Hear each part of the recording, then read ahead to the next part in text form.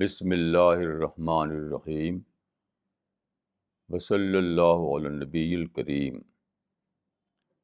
رب اشرح لی صدری ویسر لی امری واحلل عقدۃ من لسانی یفقہوا قولی۔ یہ درس قرآن کا سلسلہ ہے۔ آج ہم قرآن کی سورہ البقرہ یعنی چیپٹر نمبر 2 کی کچھ آیتوں کی تفسیر کریں گے۔ البقرہ کی آیت نمبر 138،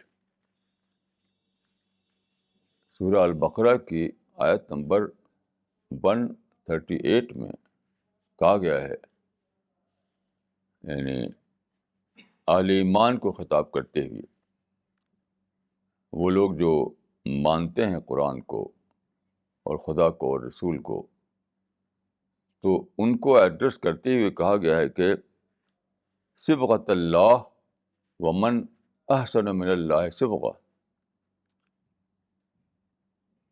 صبغۃ اللہ ومن احسن من اللہ صبغہ،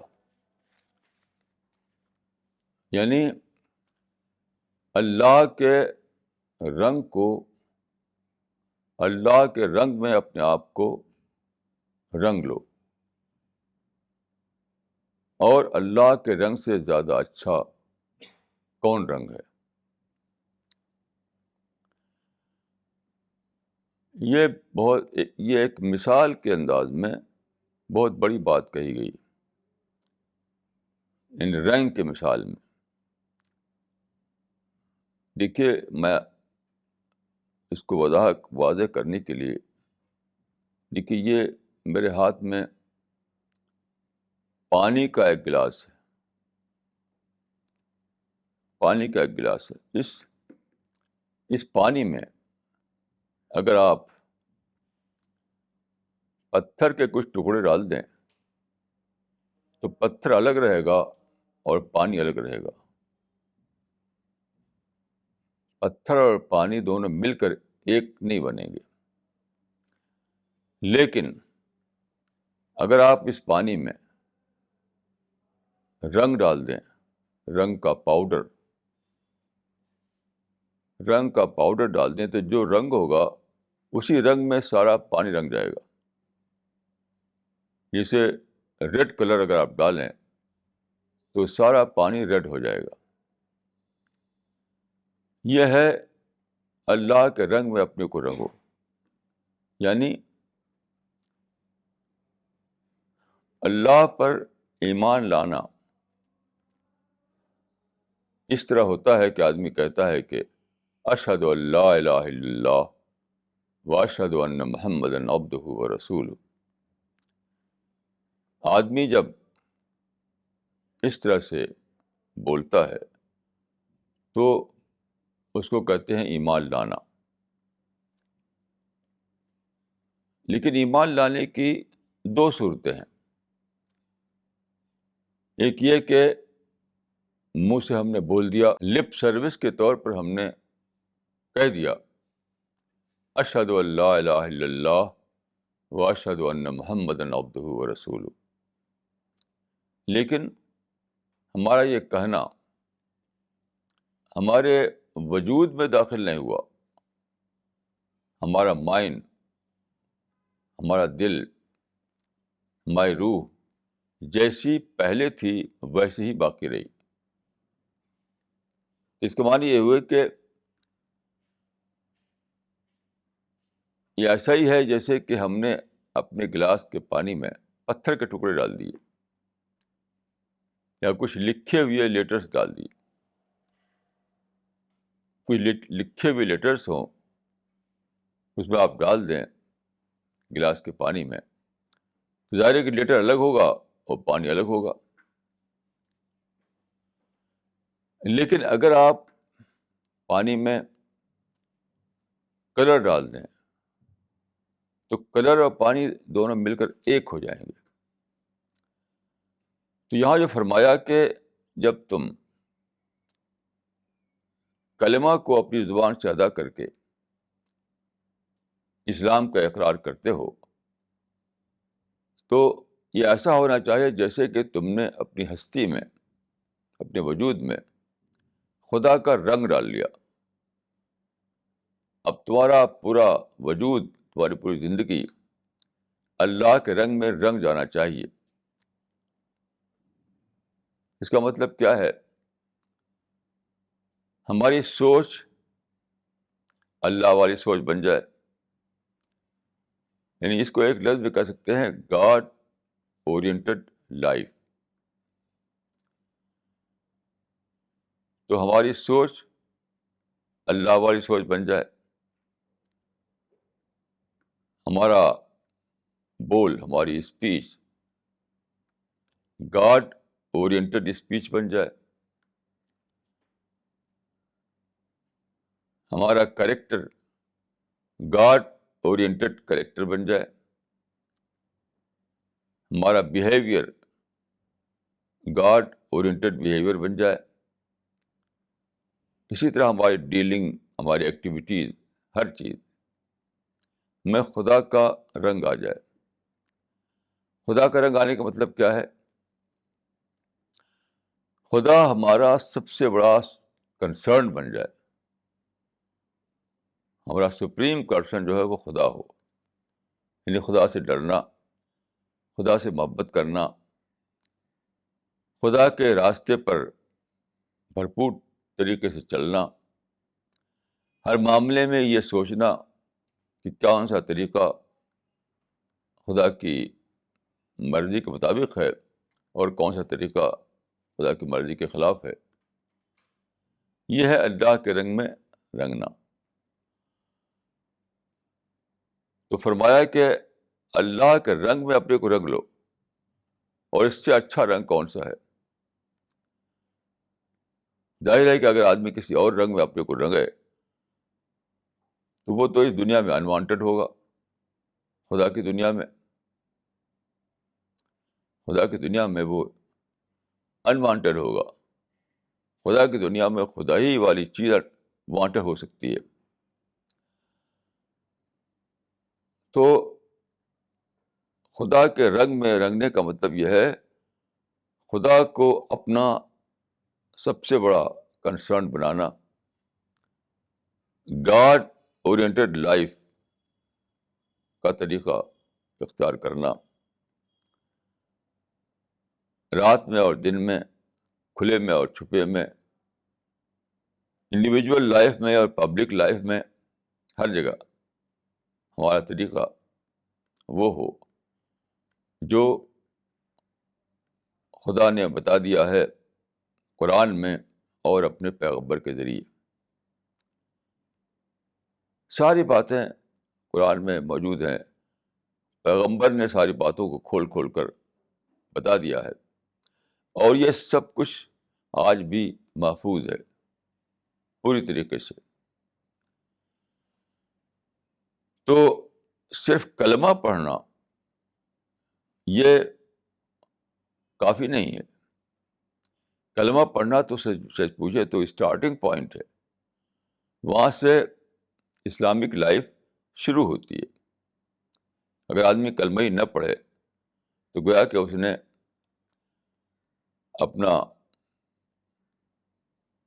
اپنی نئی زندگی شروع ہی نہیں کی.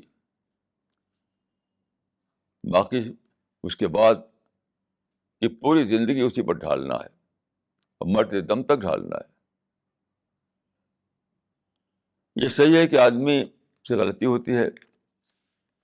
آدمی کئی بار اپنی خواہش سے مغلوب ہو کر، اپنے انٹرسٹ سے مغلوب ہو کر کوئی غلطی کر بیٹھتا ہے، خدا کے راستے سے ہٹ جاتا ہے. لیکن اس کا بھی ایک طریقہ ہے اور وہ ہے توبہ. ثم یتوبون من قریب. یعنی غلطی جب ہو گئی تو جلد ہی احساس ہو آدمی کو یہ تو میں نے غلط کر دیا. غلط کا مطلب ہے خدا کی مرضی کے خلاف کر دیا. جیسے حضرت آدم کو خدا نے کہا تھا کہ اس درخت کا پھل نہ کھانا، تو انہوں نے کھا لیا. لیکن پھر فوراً ہی ان کو احساس ہوا کہ میں نے غلطی کر دی، کہ خدا کے منع کی ہوئی چیز کو میں نے کر لیا۔ تو انسان جو ہے اس سے مطلوب یہ ہے کہ وہ خدا کے راستے پر چلے، خدا کے رنگ میں اپنی زندگی کو رنگے، لیکن اس دنیا میں یہ بھی ایک حقیقت ہے کہ آدمی بار بار غلطی کرتا ہے، تو غلطی کر کے اسی پر جم جانا یہ غلط ہے، غلطی کر کے اسی پر جمے رہنا یہ غلط ہے۔ غلطی کر کے آدمی کے اندر شرمندگی آئے، وہ توبہ کرے، پھر سے پلٹے صحیح راستے کی طرف، اور یہ اپنے اندر پکا ارادہ کرے اب میں ایسی غلطی نہیں کروں گا، یہ ہے توبہ۔ تو توبہ کا راستہ بھی کھلا ہوا ہے۔ تو گیا کہ دو بات ہوئی کہ ایمان لانے کے بعد اپنی زندگی کو خدا کے راستے پر ڈھالنا، اور پھر اگر کوئی غلطی ہو جائے تو رجوع کرنا، توبہ کرنا، یہ طریقہ ہے۔ تو جو آدمی اس طریقے سے دنیا میں رہا آخر وقت تک، تو اسی کے لیے خدا نے جنت لکھ دی ہے۔ پھر آیت نمبر 140 میں فرمایا ومن اظلم ممن کتم شہادتن عندہ من اللہ۔ یہ ہے آیت نمبر 140 سورہ بقرہ کی۔ اس کا ترجمہ یہ ہے کہ اور اس سے زیادہ بڑا ظالم کون ہے جو ایک ایسی گواہی کو چھپائے جو کہ اس کے پاس ہے۔ اس سے بڑا ظالم کون ہے کہ اس کے پاس خدا کی ایک گواہی ہے اور اس گواہی کو وہ چھپاتا ہے۔ دیکھیے یہ جو آیت ہے اس کے دو پہلو ہیں۔ ایک یہ کہ روزانہ کی زندگی میں بار بار ایسا ہوتا ہے کہ آپ کو ایک بات معلوم ہوتی ہے، دو آدمی یا کئی آدمی کے بیچ میں ایک کنٹروورسی ہوتی ہے، وہاں پر سچائی کیا ہے وہ آپ کو پتا ہے، تو آپ کو وہاں پر بولنا ہے، یعنی سچائی کی گواہی دینا ہے، ان لوگوں کو بتانا ہے کہ دیکھو سچائی یہ ہے۔ تو ڈیلی لائف میں بھی یہ کام کرنا ہے، گواہی دینے والا کام۔ جس آدمی کے پاس ایک سچائی ہے، ایک سچ بات ہے، تو اس کے پاس گویا کہ خدا کی ایک گواہی ہے، اور جب اس کا موقع آئے تو اس کو بولنا ہے، اس کو بولنا ہے۔ جیسے دو آدمی ہیں، میاں بیوی ہیں، دو پڑوسی ہیں، دو معاملہ دار ہیں، ان میں آپس میں جھگڑا ہوتا ہے، میاں بیوی میں ہوتا ہے، پڑوسی پڑوسی میں ہوتا ہے، یا معاملہ دار کے بیچ میں ہوتا ہے، یا قرض لینے والے قرض دینے والے کے بیچ میں ہوتا ہے۔ تو وہاں پر آپ کو اگر پتا ہے کہ خدا نے یہ حکم دیا ہے، مثلا یہ حکم دیا ہے کہ ہر حال میں جسٹس پر قائم رہو، تو آپ کو وہاں بولنا پڑے گا، وہاں پر بولنا پڑے گا کہ دیکھو جسٹس یہ ہے، انصاف یہ ہے، تو چاہے وہ ایک کے خلاف جائے یا دوسرے کے خلاف جائے، اس کی پرواہ نہیں کرنا ہے آپ کو، کس کے خلاف جاتی ہے، کس کی موافقت میں جاتی ہے، کون آپ سے غصہ ہو جائے گا، کون آپ سے خوش ہوگا، اس کے پرواہ کیے بغیر آپ کو ہر ایسے موقع پر بتانا ہے کہ دیکھو سچائی یہ ہے، خدا کا حکم یہ ہے، جسٹس یہ ہے۔ تو یہ بھی ایک گواہی ہے، یہ بھی گواہی ہے. اور ہر آدمی کو، ہر عورت کو، مرد کو جہاں بھی ایسا موقع پیش آئے یہ گواہی دینا ہے. اور ہماری زندگی میں آپ جانتے ہیں کہ ہماری سماجی زندگی میں روزانہ ایسا ہوتا ہے، شوہر اور بیوی کے درمیان، ایک رشتہ دار اور دوسرے رشتہ دار کے درمیان، ایک پڑوسی اور دوسرے پڑوسی کے درمیان، ایک ڈیلر، ایک معاملہ دار اور دوسرے معاملہ دار کے درمیان. بار بار ایسا ہوتا ہے کہ وہاں پر ایک آدمی جسٹس سے ہٹ رہا ہوتا ہے اور ایک آدمی کو جسٹس سے محروم کر رہا ہوتا ہے. وہاں آپ کو بولنا ہے کہ خدا کا جو علم آپ کے پاس ہے وہ آپ کے پاس خدا کی گواہی ہے. ہاں، بولنا ہے کہ دیکھو یہ ہے جسٹس کا طریقہ، یہ ہے خدا کا حکم. وہاں پر اگر آپ چھپاتے ہیں اس گواہی کو چھپاتے ہیں تو آپ خدا کے نزدیک ظالم ہیں. آپ کو چھپانے کا حق نہیں ہے. دوسری شکل یہ ہے جس کو ہم کہتے ہیں دعوت. اس معاملے میں دوسری چیز وہ ہے جس کو ہم دعوت کہتے ہیں، یعنی جنہوں نے ایمان کا اقرار کیا ہے، جو قرآن کو اور پیغمبر کو مانتے ہیں، تو ان کے پاس خدا کا ایک علم آ چکا. ان کو یہ پتہ ہو چکا کہ سچائی کیا ہے، جہنم کس کے لیے ہے، جنت کس کے لیے ہے، خدا کے ہاں پکڑ کس بات پر ہوگی، خدا کا کریشن پلان کیا ہے، یہ بات وہ جان چکے. اب ان کے پاس خدا کی ایک گواہی آ گئی. اس جانی ہوئی بات کو انہیں دوسرے انسانوں کو بتانا ہے، گواہی دینا ہے کہ دیکھو یہ ہے سچائی، یہ ہے خدا کا کریشن پلان، یہ ہے وہ بات جس پر خدا کا پکڑ ہوگی، یہ ہے وہ طریقہ جو لے آتا ہے آدمی کو جہنم کی طرف، اور یہ ہے وہ طریقہ جو لے آتا ہے جنت کی طرف. تو یہ دعوت بھی ایک گواہی ہے خدا کی طرف سے. تو جن لوگوں کو علم ہو چکا، جو لوگ کے ایمان لاتے ہیں، وہ اس بات کا اقرار کر رہے ہیں کہ ہمیں علم ہو چکا، ہم جان چکے، ہم نے جان لیا کہ سچائی کیا ہے. تو بس یہ جاننے کے بعد وہ ان کے پاس خدا کی ایک گواہی آ گئی، اور ان پر فرض ہو گیا کہ اس گواہی کو دوسرے پر بتائیں.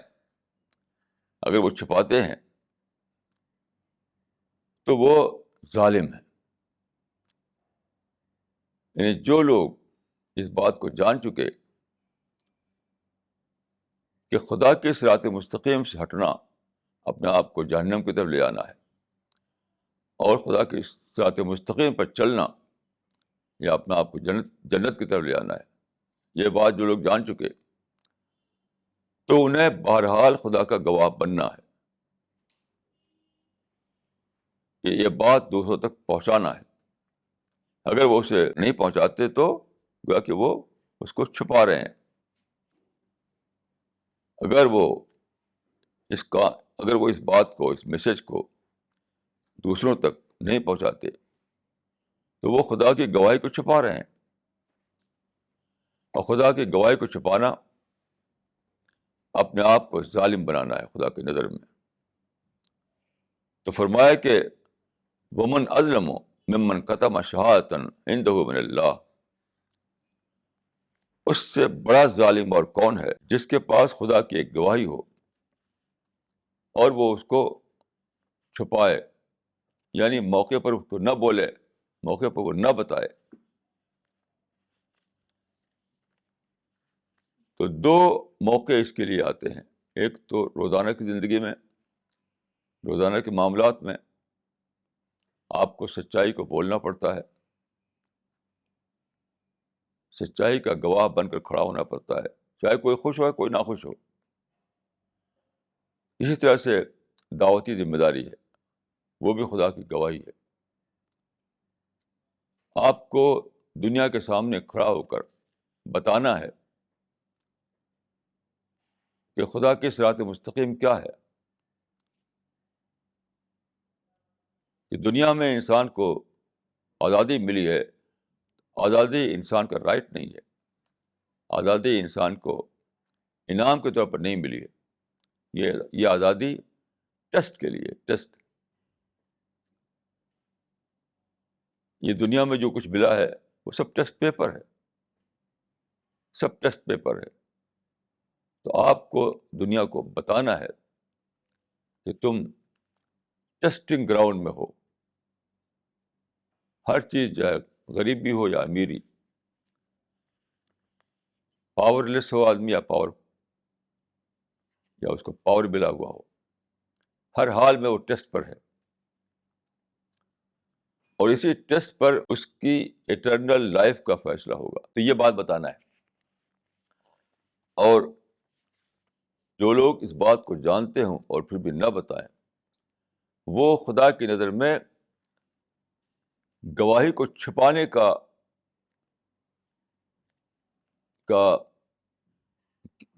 کا کام کر رہے ہیں. تو یہ ہے وہ بات جو سورہ بقرہ کی ورس 140 میں بتائی گئی. اب اس کے بعد دیکھیے سورہ بقرہ کی آیت 143، 143. تو آیت نمبر 143 میں فرمایا، ان اللہ بالناس لرؤوف الرحیم. ان اللہ بالناس لرؤوف الرحیم. اس کا مطلب یہ ہے کہ اللہ بلا شبہ لوگوں کے ساتھ نرمی والا اور مہربانی والا ہے.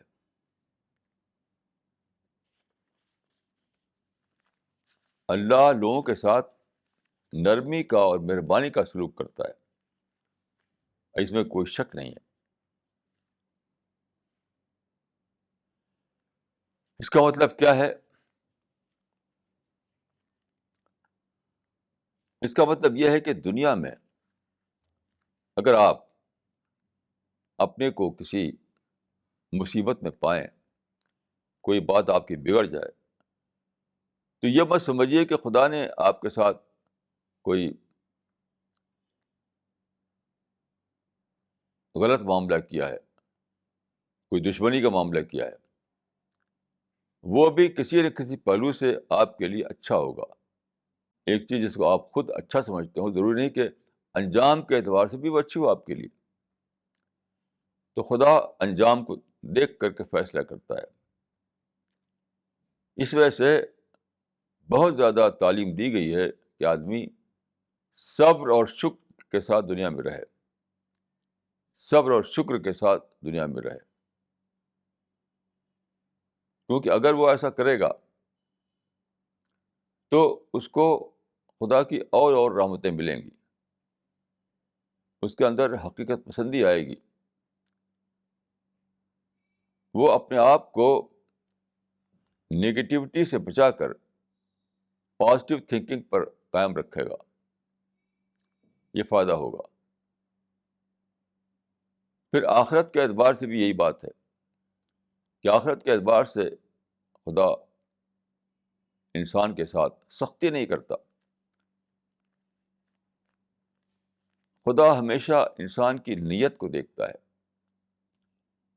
اگر آدمی بظاہر کوئی اس کی غلطی ہو جائے تو خدا ایسا نہیں کرتا کہ بے رحمی کے ساتھ اس کو پکڑ لے، کیونکہ وہ رؤوف ہے، وہ رحیم ہے، وہ نرم ہے اور وہ مہربان ہے.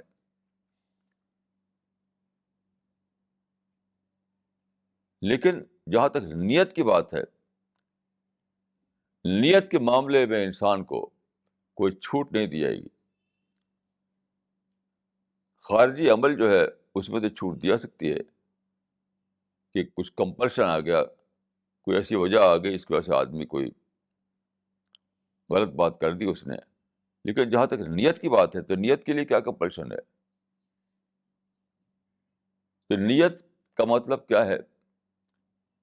جس طرح سے آپ اپنے بچوں کے لیے ویل وشر ہیں, اسی طرح آپ سارے انسان کے لیے ویل وشر بن جائیں. آپ جانتے ہیں کہ ہر ماں باپ اپنے بچوں کے لیے خیرخواہ ہوتے ہیں. یہی آپ کو سارے انسانوں کے لیے کرنا ہے. سب کا خیرخواہ بننا ہے, سب کا ویل وشر بننا ہے, سب کے لیے اپنے دل میں نیک جذبات رکھنا ہے. یعنی عملی اعتبار سے آدمی کے اندر کچھ کمی ہو سکتی ہے. بہت سے ریزن ہوتے ہیں جس سے عملی زندگی میں آدمی سے کوتاہی ہو جاتی ہے. لیکن جہاں تک دل کی بات ہے, جہاں تک نیت کی بات ہے, اس میں کسی کو الاؤنس نہیں دیا جائے گا, کیونکہ وہاں کوئی رکاوٹ نہیں ہے. یعنی دل میں اگر آپ سب کے لیے ویل وشر بن جائیں تو اس میں کیا رکاوٹ ہے؟ کون روک رہا ہے آپ کو ویل وشر بننے سے؟ یعنی عملی اعتبار سے فرض کیے کہ آپ کے پاس پیسہ کم ہے تو آپ پیسہ دوسروں کو نہیں دے پائیں گے. آپ کے پاس پاور کم ہے تو آپ دوسروں کی مدد نہیں کر پائیں گے. لیکن دل میں ہر ایک کے لیے اچھے جذبات ہونا, اس میں کیا رکاوٹ ہے؟ یہاں تو کوئی رکاوٹ نہیں. تو یہ فرض کے درجے میں ضروری ہے کہ آدمی نیت کے اعتبار سے سب کے لیے اچھا رہے. وہ نیت کے اعتبار سے وہ خدا کے لیے بھی اچھا بنا رہے, اور نیت کے اعتبار سے وہ انسانوں کے لیے بھی اچھا بنا رہے. ہر انسان کے ساتھ اس کا خیرخواہ بن کر رہنا. دیکھیے ایک حدیث ہے کہ واللہ لا یؤمن واللہ لا یؤمن واللہ لا یؤمن الذی لا یأمن جارہ بوائقہ. خدا کی قسم وہ مومن نہیں ہے, خدا کی قسم وہ مومن نہیں ہے, خدا کی قسم وہ مومن نہیں ہے جو اپنے پڑوسی کے لیے پرابلم کریٹ کرے, اپنے پڑوسی کے لیے نیوسنس کریٹ کرے, اپنے پڑوسی کو خام خواہ کسی مصیبت میں ڈال دے. اب آپ دیکھیے کوئی آدمی اپنے بچوں کے لیے تو مصیبت نہیں ڈالتا, حضرت کوئی بھی ماں باپ نہیں ہے, تو آپ پڑوسی کے لیے کوئی مصیبت بنے.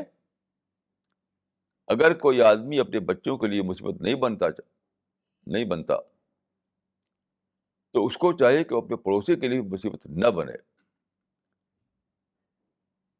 اس کا مطلب یہ ہے کہ سماجی زندگی میں آدمی کو no problem member of the society بن کر رہنا ہے, نو پرابلم پرسن بن کر آپ کو دنیا میں رہنا ہے. یہ تو فرض ہے, یعنی یہ منیمم ہے. منیمم, میکسیمم یہ ہے کہ آپ دنیا کو دینے والے بنیں, دنیا کو فائدہ پہنچائیں. منیمم یہ ہے کہ آپ دنیا کو, آپ لوگوں کے بیچ میں اس طرح رہیں کہ آپ ان کے لیے کوئی پرابلم کریٹ نہ کریں. اس طرح دیکھیے آیت نمبر 148, آیت نمبر 148 میں فرمایا کہ فاستبقوا الخیرات, فاستبقوا الخیرات, اچھے کاموں کی طرف دوڑو, اچھے کاموں کی طرف مسابقت کرو, اچھے کاموں کی طرف دوڑو. اس میں یہ بتایا گیا ہے کہ آدمی کے اندر شوق ہونا چاہیے اچھے کاموں کو کرنے کا. اگر آپ دل سے چاہتے ہو کہ میں اچھا کام کروں، ایسا کام جو خدا کو خوش کرنے والا ہو، ایسا کام جو انسانوں کے لیے فائدہ پہنچائے، یہ دل میں آپ کو شوق رہے گا تو آپ دوڑیں گے اس کرنے کی طرف. ایسا نہیں ہو کہ زبردستی آپ کچھ کریں کچھ نہ کریں. تو فاستبقوا الخیرات، خیر کی طرف دوڑو، اچھے کاموں کی طرف دوڑو. تمہارے اندر زبردست شوق ہونا چاہیے اچھے کام کرنے کا. اس میں دیکھیے ایک بات یہ بھی شامل ہے کہ اچھے کام کی طرف دوڑنا کب پاسبل ہوتا ہے؟ جب آپ اپنے خواہشوں پر لگام لگائیں، اپنے آپ کو ڈسٹریکشن سے بچائیں، آپ کنٹینٹمنٹ کا طریقہ اختیار کریں. اگر آپ کا مائنڈ الجھا ہوا ہے دوسری چیزوں میں، آپ کی خواہشیں الجھی ہوئی ہیں دوسری چیزوں میں، تو کیا ہوگا؟ آپ خیر کی طرف دوڑ نہیں سکیں گے.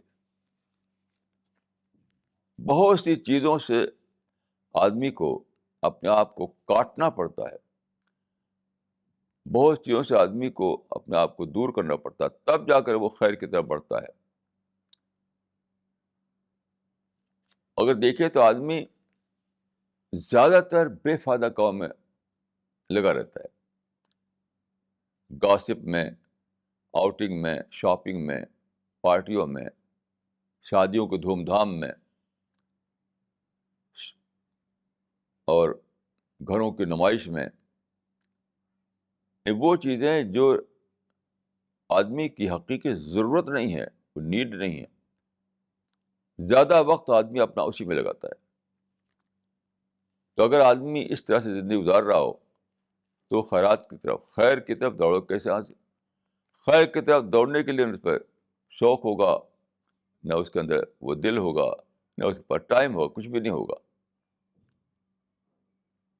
تو دیکھیے آدمی کو ایک کام کو کرنے کے لیے دوسرے کام کو چھوڑنا پڑتا ہے.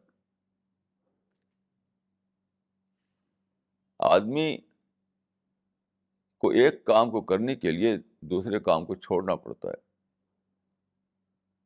تو بھلائیوں کی طرف دوڑنا جب بھی ممکن ہے جب آدمی بے فائدہ چیزوں کی طرف توجہ کو ختم کرے، اپنے نشانے کو اچھائیوں کی طرف لگائے. ہر طرف اس کا دل اٹکا رہے گا، ہر چیز میں وہ دوڑ پڑے گا. تو پھر کیا ہوگا؟ مختلف چیزوں میں الجھا رہے گا اور اچھائی کی طرف، بھلی چیزوں کی طرف، خیر کی طرف دوڑنے کا اس کو ٹائم ہی نہیں ملے گا، یہاں تک کہ وہ مر جائے گا.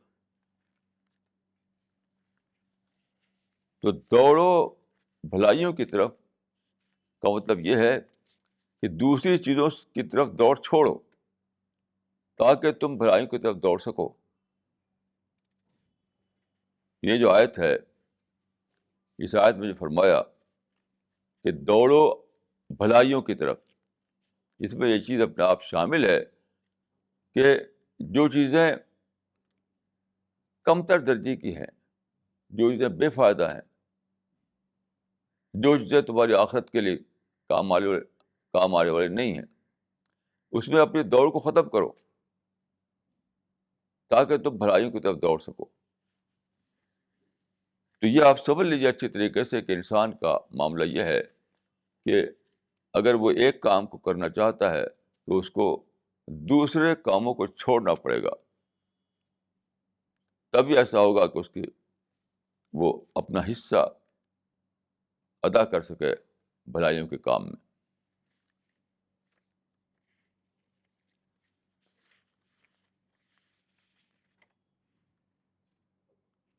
اسی طرح سے دیکھیے آیت نمبر 150 150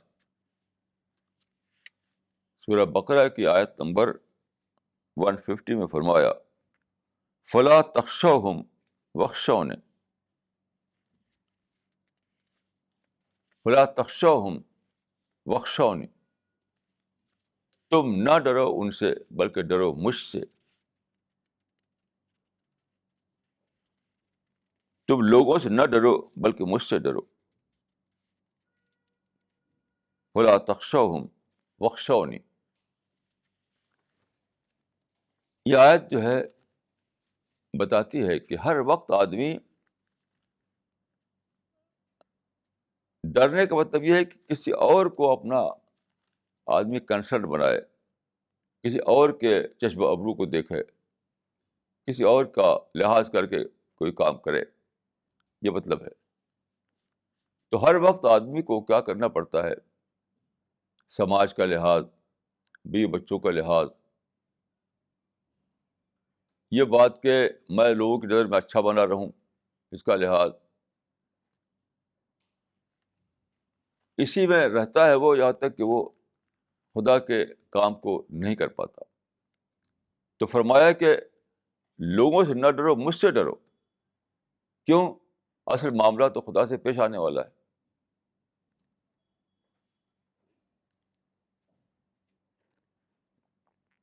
اصل معاملہ جو ہے وہ انسان سے نہیں ہے، اصل معاملہ خدا سے ہے. کیونکہ آپ جانتے ہیں کہ آدمی اس دنیا میں تھوڑے دنوں کے لیے ہوتا ہے، 10 سال، 20 سال، 50 سال، 40 سال، 70 سال، بس اس کے بعد اس کو مرنا ہے. اس کے بعد جو زندگی ہے ابدی، جو اٹرنل لائف ہے، اس کا فیصلہ تو خدا کیا ہونا ہے، اس کا فیصلہ تو خدا کیا ہونا ہے. تو یہ جو فرمایا کہ لوگوں سے نہ ڈرو، مجھ سے ڈرو، اس کا مطلب یہ ہوا کہ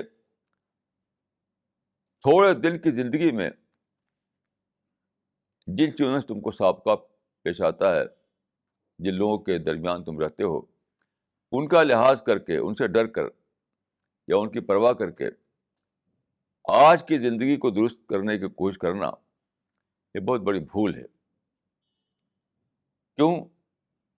چند دن کی زندگی اگر درست ہو بھی گئی تو اٹرنل لائف جو ہے اس کو، اٹرنل لائف کو بگاڑ دینے کی پرائز دینی پڑے گی. اس وجہ سے آدمی کو چاہیے کہ ہر معاملے میں، ہر موقع پر وہ سب سے پہلے یہ دیکھے کہ آخر کار تو خدا کے سامنے پیش ہونا ہے، آخر کار تو معاملہ خدا کے سامنے جانے والا ہے، آخر کار تو میں خدا کے سامنے مجھے بتانا ہے کہ میں نے ایسا کیوں کیا. تو دوسری جن چیزوں کو آدمی، دوسری چیزوں کی رعایت کر کے، دوسری جن چیزوں کو، دوسری چیزوں سے اثر لے کر وہ سچائی کے راستے سے ہٹتا ہے، تو یہ بہت بڑی بھول ہے. کیونکہ آخر کار تو خدا سے معاملہ پیش آنا ہے اور وہی ہماری ابدی زندگی کا فیصلہ کرے گا. تو ہم کو چاہیے کہ ہم اپنی ابدی زندگی کے لیے، ہم کو چاہیے کہ ہم اپنی ابدی زندگی کو سامنے رکھیں. ہم کو چاہیے کہ ہم ہر معاملے میں یہ دیکھیں کہ خدا کی مرضی کیا ہے، خدا نے کیا کرنے کو بتایا ہے، کس سے بچنے کو بتایا ہے. تو فلا تخشوہم واخشونی، لوگوں سے نہ ڈرو، مجھ سے ڈرو. یعنی آج کی دنیا کے جو کنسیڈریشنز ہوتے ہیں، آج کی دنیا کے جو نفع نقصان ہوتا ہے، اس سے زیادہ تم کو اپنے دھیان میں لانا چاہیے آخرت کے نفع نقصان کو، آخرت کے کنسیڈریشن کو. یہ مطلب ہے اس آیت کا.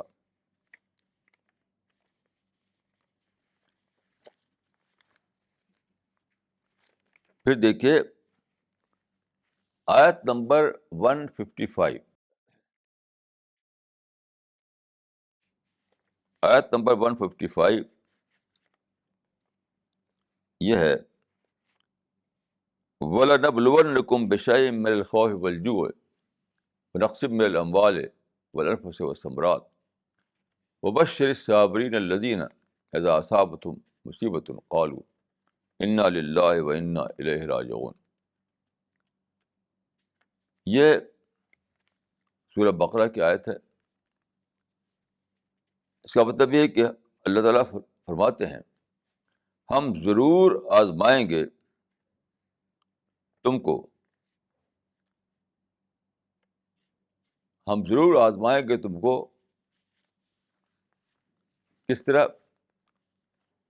کچھ نہ کچھ خوف دے کر، اس چیز کا ڈر تم کو پیش آئے گا، وہ آزمائش کے لیے ہوگا. کچھ نقصان ہوگا، وہ آزمائش کے لیے ہوگا. کبھی تم کو معاشی تنگی ہوگی، کبھی معاشی فراغی ہوگی، وہ سب نقصان کے لیے ہوگا.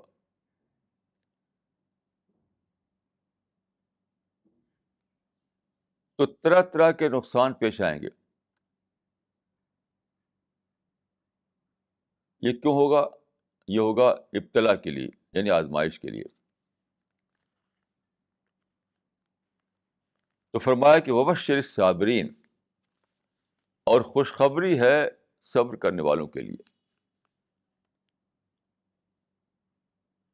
الذین اذا اصابتهم مصیبہ قالوا انا للہ وانا الیہ راجعون، کہ جب ان پر کوئی مصیبت پڑی، کوئی نقصان ہو گیا، کوئی بات بگڑ گئی، تو ان کی زبان سے یہ نکلا کہ پہلے جو ہوا وہ بھی خدا، پہلے جو تھا وہ بھی خدا کا دیا ہوا تھا، اب جو ہو رہا وہ بھی خدا کی طرف سے ہو رہا ہے. ہم خدا ہی کی طرف سے آئے ہیں اور خدا کی طرف ہمیں لوٹنا ہے. یعنی اس کو ہم یوں کہہ سکتے ہیں کہ خدا پر ڈال دینا.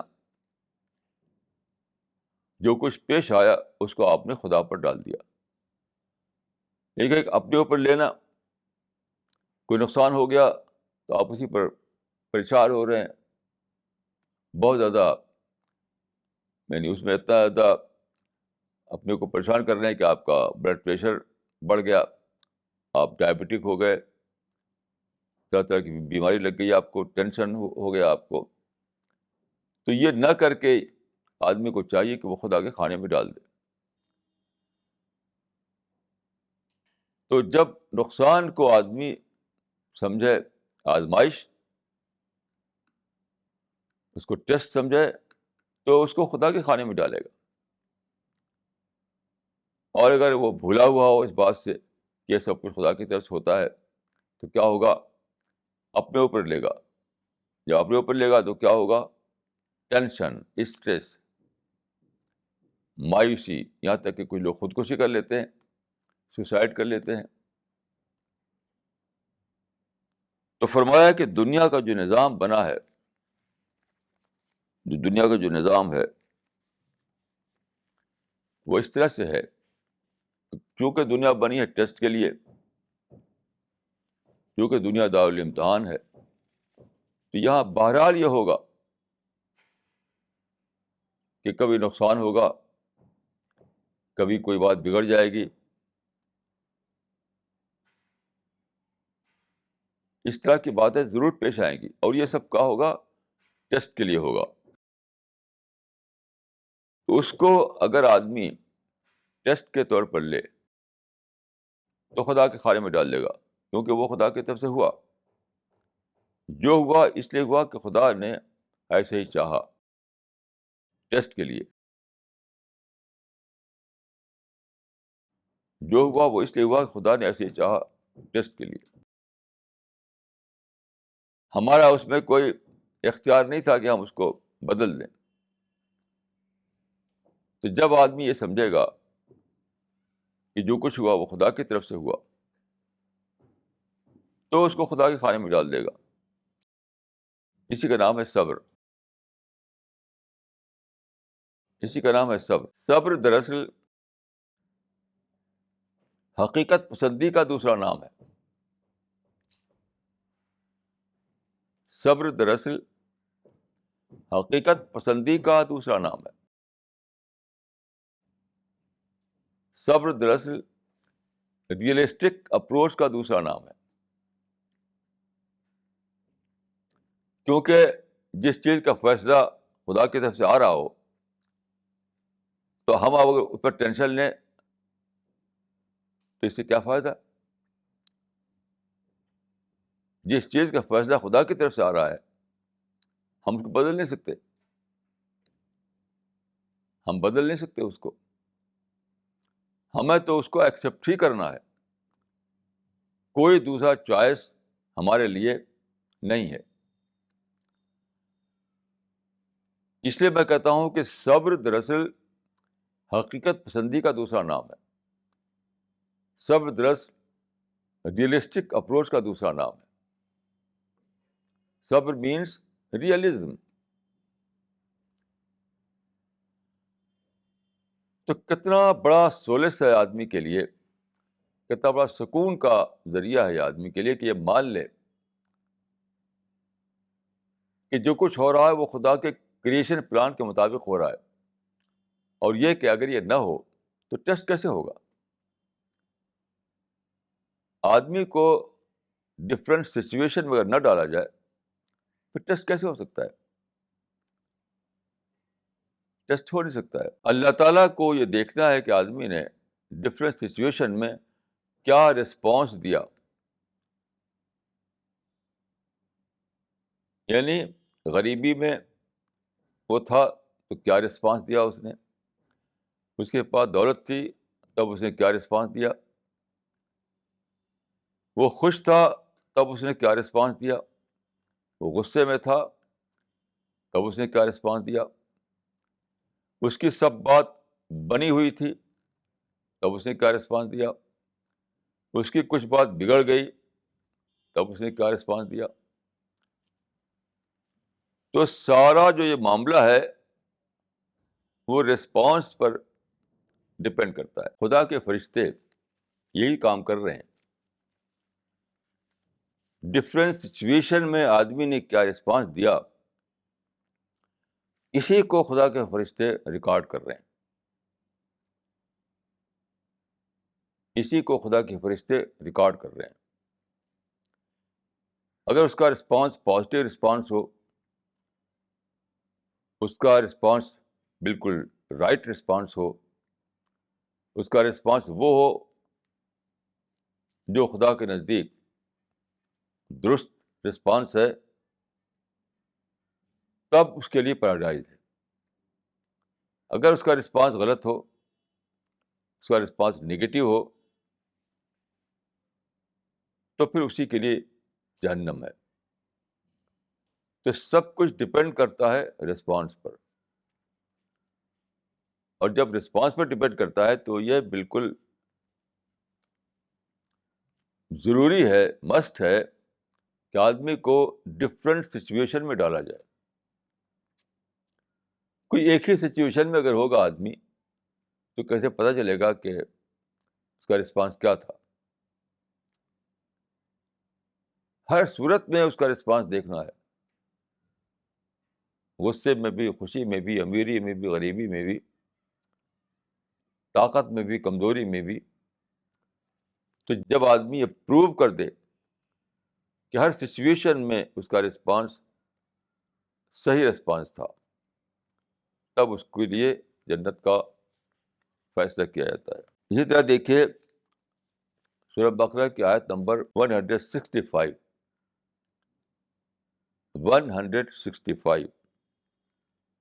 میں فرمایا کہ والذین آمنوا اشد حبا للہ.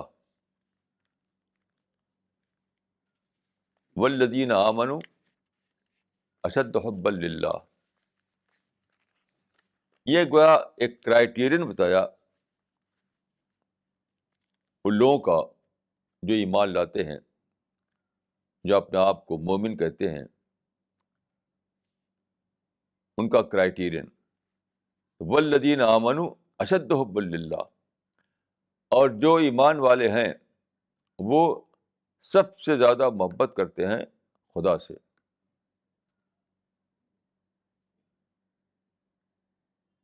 وہ لوگ جو ایمان والے ہیں وہ سب سے زیادہ محبت کرتے ہیں خدا سے. یہ ہے کرائٹیرین. آپ جانتے ہیں کہ انسان کے اندر محبت کے جذبات ہیں. یہ فطری بات ہے کہ آدمی کسی چیز کو بہت چاہے، بہت چاہے. یہ چاہنے کا نام محبت ہے. تو جب ایک آدمی ایمان لائے، خدا کا اقرار کرے، تو اس کے اندر جو ڈیولپمنٹ ہونا چاہیے، اس کی سوچ میں، اس کے دل میں جو ڈیولپمنٹ ہونا چاہیے وہ کیا ہے کہ اس کی چاہت ساری کی ساری خدا کی طرف ہو جائے. اس کے محبت کے جذبات جو ہیں، محبت کے جذبات سب کے سب خدا کی طرف ڈائیورٹ ہو جائیں. والذین آمنوا اشد حبا للہ. آپ جانتے ہیں کہ دنیا میں آدمی جو کچھ کرتا ہے تو اسی وقت کرتا ہے جب اس کی طرف اس کا بہت زیادہ میلان ہو. جیسے ایک آدمی بزنس کر رہا ہے، رات دن اس میں دوڑ لگائے ہوئے ہے وہ. تو کیوں کرتا ہے وہ؟ کیونکہ منی سے محبت کرتا ہے وہ، پیسے سے محبت کرتا ہے وہ. تو پیسے کی محبت کی وجہ سے وہ رات دن اپنے آپ کو بزنس میں لگا دیتا ہے. اگر اس کو پیسے سے محبت نہ ہو تو کبھی بھی وہ بزنس میں اپنا آپ کو اس طرح نہیں لگائے گا.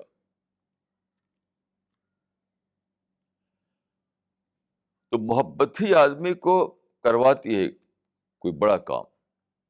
اگر محبت نہ ہو تو آدمی کوئی بڑا کام نہیں کر سکتا. تو فرمایا کہ والذین آمنوا اشد حبا للہ، جو ایمان والے ہیں وہ سب سے زیادہ خدا سے محبت کرتے ہیں. ان کی ساری توجہ خدا کی طرف ہو جاتی ہے. ان کے سارے جذبات کا مرکز خدا بن جاتا ہے. ان کا شوق، ان کا کنسرن سب خدا سے جڑ جاتا ہے. ان کی دوڑ دھوپ کا جو سینٹر ہے وہ خدا بن جاتا ہے. خدا ان کا سب سے بڑا کنسرن بن جاتا ہے. اسی کو ہم محبت کہتے ہیں. ان کے دل میں سب سے زیادہ جو شوق ہوتا ہے وہ یہ ہوتا ہے کہ وہ خدا کی پسند والی زندگی گزاریں. وہ خدا کے ہاں ان کا شمار خدا کے وفادار بندوں میں ہو جائے. تو یہ سب کب ہوگا؟ جب آپ کو خدا سے سب سے زیادہ محبت خدا سے ہو جائے. جس طرح سے ایک ماں اپنے بیٹے سے محبت کرتی ہے تو اس کا سب کچھ اسی بیٹے کے لیے ہو جاتا ہے. اس کی سوچ، اس کے جذبات، اس کا وقت اور اس کی انرجی، اس کا پیسہ، سب کچھ اپنے بیٹی کے لیے ہو جاتا ہے کیونکہ وہ اس کو محبت کرتی ہے. تو یہی چیز ایمان والے کے اندر ہونی چاہیے خدا کے لیے. ایمان والے سے یہ مطلوب ہے کہ اس کے دل میں خدا سما جائے، اس کے سوچ کا مرکز خدا بن جائے. وہ ہر وقت خدا کی یاد کرے، ہر وقت اس کو خدا کی فکر لگی ہوئی ہو. وہ ہر وقت یہ سوچتا ہو کہ مرنے کے بعد خدا کے سامنے حاضر ہونا ہے تو وہاں کیا ہوگا. تو خدا میں جینے والا بن جانا، خدا کی یاد کرنے والا بن جانا، دل اور دماغ کا مرکز خدا بن جائے، یہ ہے وہ چیز جس کو کہا گیا ہے محبت. تو جب تک محبت کے درجے میں انسان اپنا تعلق خدا سے نہ بنائے تو اس کی کوئی ویلیو نہیں ہے. آپ سوچئے کہ انسان کے پاس جو سب سے بڑی چیز ہے وہ کیا ہے؟ وہ سب سے بڑی چیز ہے محبت. انسان کے پاس کسی کو دینے کے لیے جو سب سے بڑی چیز ہے وہ محبت ہے. تو اگر آدمی نے اپنی سب سے بڑی چیز خدا کو نہ دی اور دوسری چیز دے دی تو خدا کیوں ایکسیپٹ کرے گا اس کو؟ مثلاً کچھ ریچولس دے دیے خدا کو، کچھ کسٹم خدا کو دے دیے، کچھ کچھ کچھ فارم کچھ فارم خدا کو دے دیے، کچھ ظاہری چیزوں میں خدا کا اس نے لحاظ رکھ لیا. مثلاً 5 وقت کی نماز کا ٹائم آیا تو خدا کی طرف رخ کر کے کھڑا ہو گیا. تو یہ اس سے محبت نہیں ثابت ہوئی. محبت تو وہ ہے کہ آدمی 24 گھنٹہ خدا کی یاد میں جیتا ہو، وہ خدا کو اپنا سپریم بنا ہوئے ہو، اس کے رات اور دن خدا میں گزرتے ہوں، اس کا ٹائم، اس کی انرجی، اس کا پیسہ سب میں سب سے زیادہ شیئر خدا کا ہو. یہ ہے محبت. تو محبت سے کم درجے کا تعلق اللہ تعالیٰ کو قبول نہیں. اقول قولی ھذا واستغفر اللہ لی ولکم اجمعین.